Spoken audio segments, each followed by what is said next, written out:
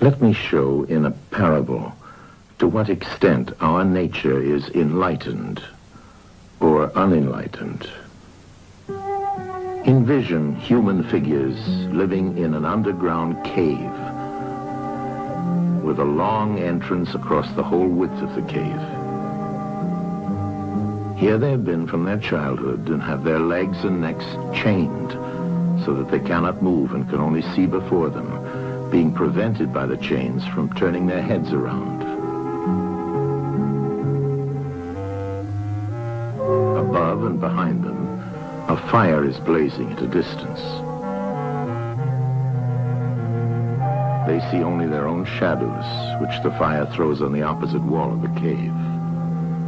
For how could they see anything but the shadows if they were never allowed to move their heads?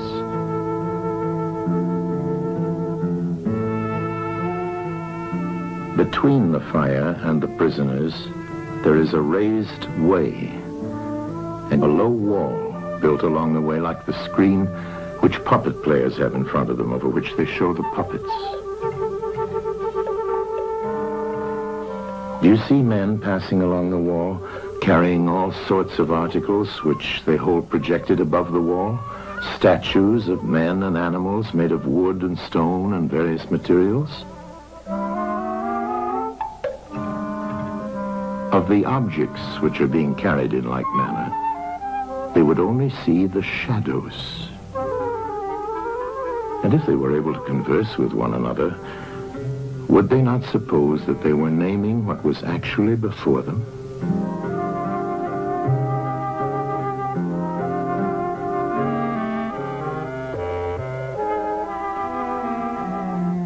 And suppose further that there was an echo which came from the wall. Would they not be sure to think, when one of the passers-by spoke, that the voice came from the passing shadows? To them, the truth would be literally nothing but the shadows of the images.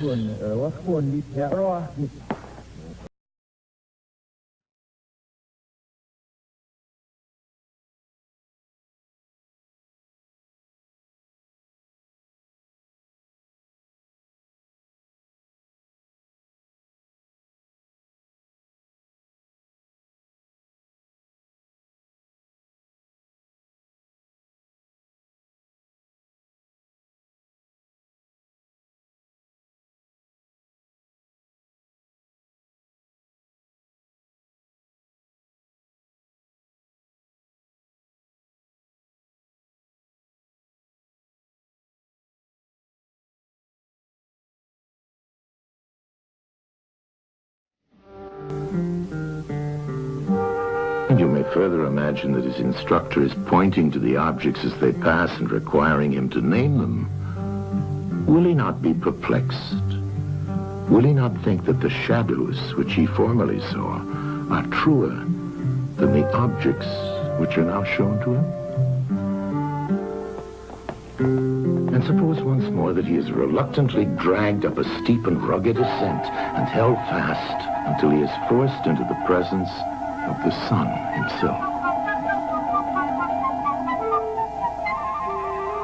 When he approaches the light, his eyes will be dazzled, and he will not be able to see anything at all of what are now called realities. He will require to grow accustomed to the sight of the upper world.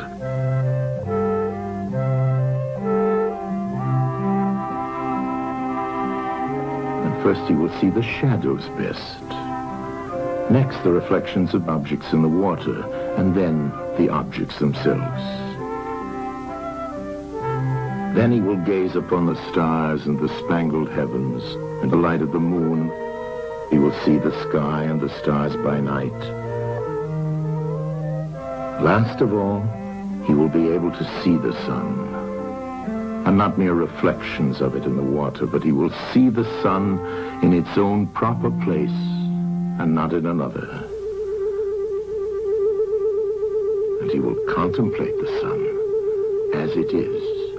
Will he not then proceed to argue that it is the sun who gives the season and the years, and is the guardian of all that is in the visible world, and in a certain way the cause of all things which his fellows had been accustomed to behold? Clearly he would first see the sun, and then reason about it. And when he remembered his old habitation and what was the wisdom of the cave and his fellow prisoners, do you not suppose that he would bless himself for the change and pity them?